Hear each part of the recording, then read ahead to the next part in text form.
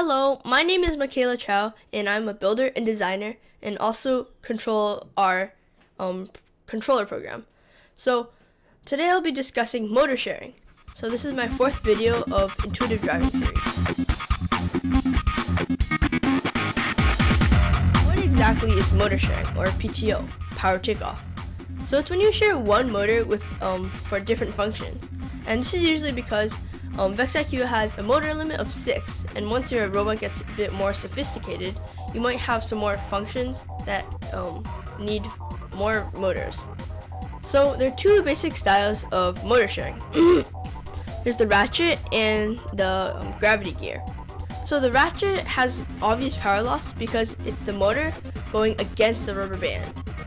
And the gravity gear, it only has a limited amount of power. So when it goes to really heavy gears, the gears start to skip.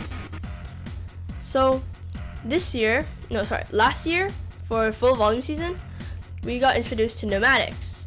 So these long cylindrical tubes, they can extend and retract, and a lot of teams use this to on their gravity gears because so that it'll stay in position and not skip. But one issue with that is that it's not perfectly aligned. So when it's pushing against the gears, then there's gonna be a lot of friction. Or it can be a little too loose and then keep skipping.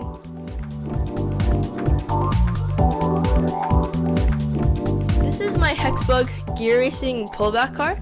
So you can see that this shaft can move left and right and change the gear ratio from but then the distance between the two shafts aren't changing. So using this, we made our first prototype. So just like the pullback car, it can the shuttle moves left and right, changing from intake gear to outtake gear. So we'll be pushing the shuttle with our pneumatics. So now we're going to talk about some common motor issues when we're switching with the pneumatic.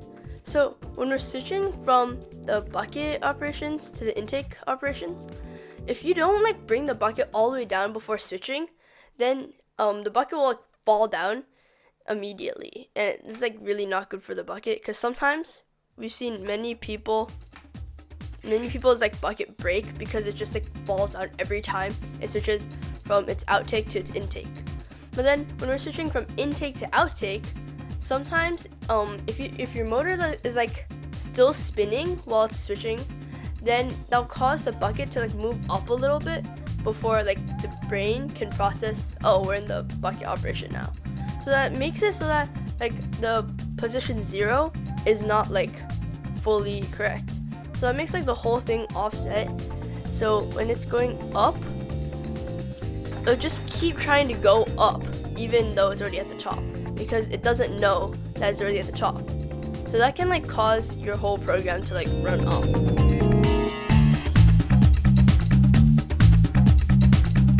So this is our remote buttons.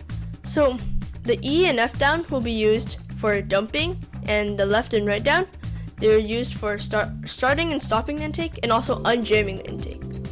But because the intake and outtake will be sharing the motors, we need a program to coordinate the time so that no mistake will be made by the driver for the intake and outtake change.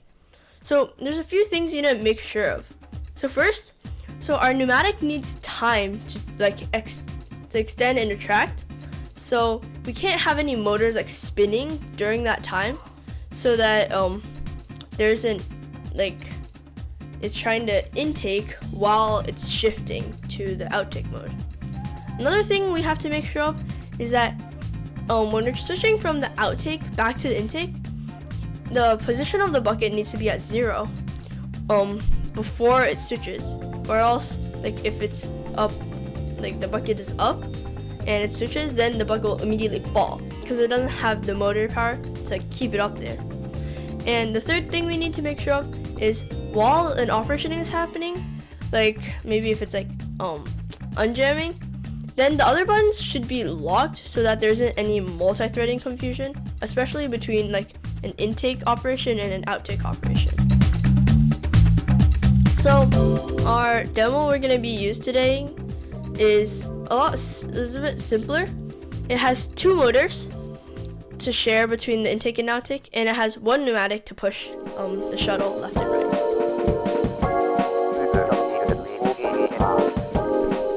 So first thing I'm going to do is add a device and add a motor group. I'm going to do ports 1 and 2. So we're going to rename this motor group to the motor, right? And then from there, so we're going to program 5 different button events. So we're going to have the L down, the R down, press and release, and then the E down and the F down. So we're going to start with the L down.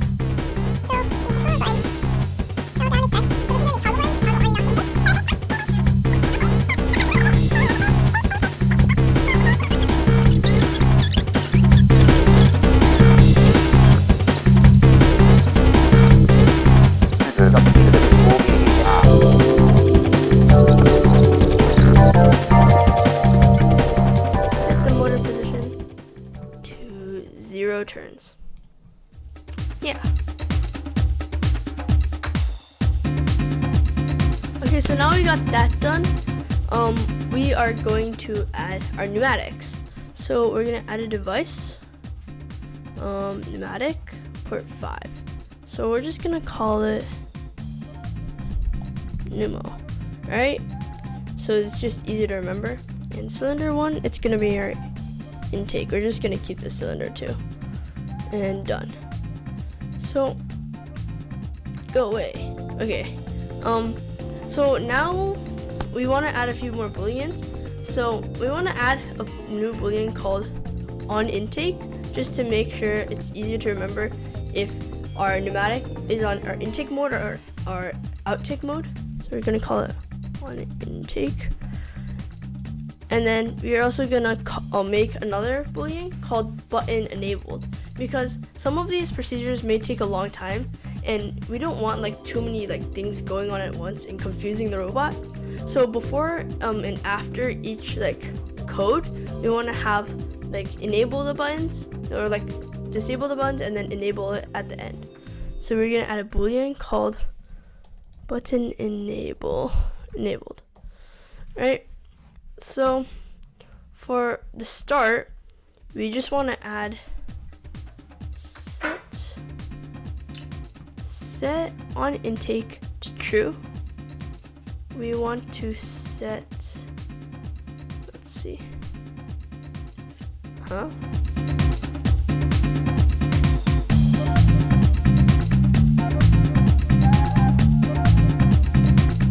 here. We want to set our pneumatic intake to extend. That means it's on intake mode. And then last but not least, we want to set button enabled false. So now before everything, we just want to add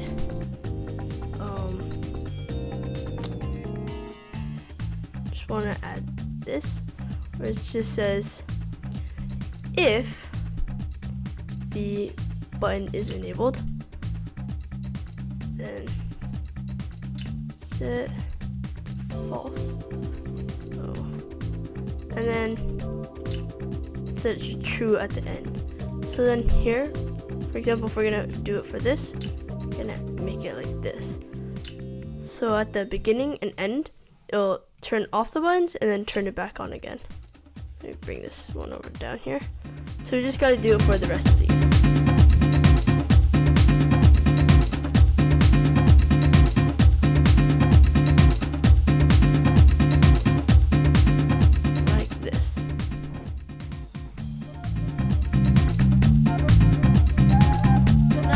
Make something to like see how to switch between the intake mode and the outtake mode on the pneumatics. So we are gonna add a block, and we're gonna call it swap pneumatic, and then we're gonna add a boolean, and we're gonna call it to intake. So swapping the pneumatic back to intake mode. So to define this, we are going to have an if-else-if statement. So let's see. So if it's like to intake and on intake at the same time, then it's correct and you don't need to switch. And if it's to intake and not on take, then it's gonna have to change. So you're gonna have it like this, right? You're gonna have to intake and not on take. So that means, I'm gonna add a comment so it's easier to remember. So that means that we are changing it from the bucket operation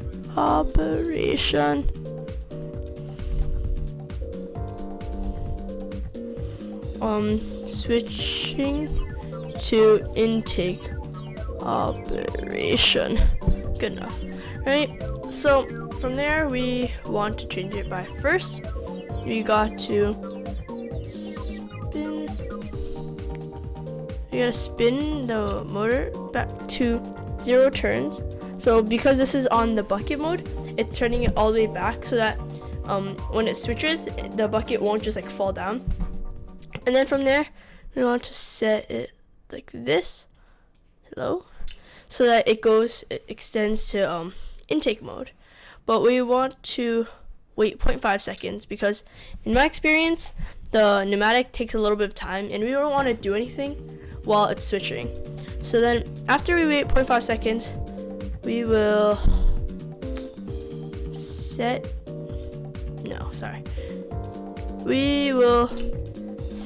on take as true. And so if it's the other way around, so that means if it's not on take and if it's not to intake and it's on intake, then it's basically the other way. Instead of changing from the bucket mode to intake mode, we're switching from the intake operation switching to bucket operation. So for this one, it's a little bit different.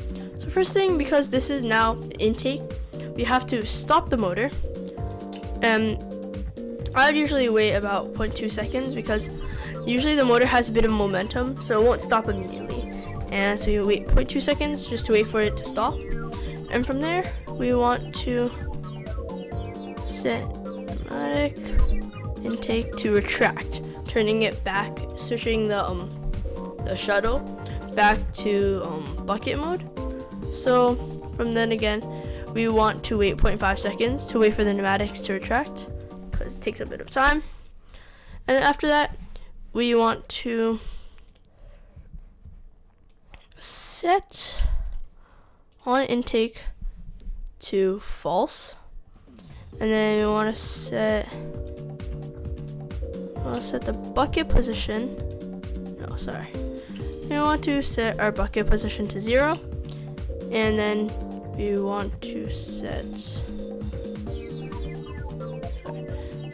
the motor position to 0 turns. Okay. So from there, we want to add this into the rest of our code. So my blocks, because we want to check if we are switching it. So we want to put one before in each code right here.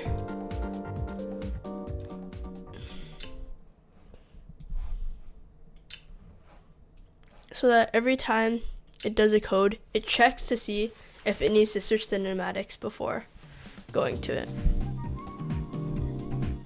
So that's about it for today. To review, we touched on lossless PTOs, motor sharing, and how to program the motor sharing. And there's actually a sample code on our GitHub, so you guys can check that out. Other than that, thank you guys so much for watching to the end. Please like and subscribe. If you have any questions or any topics you want us to touch on for later videos, you can use the comments. And that's about it. Bye!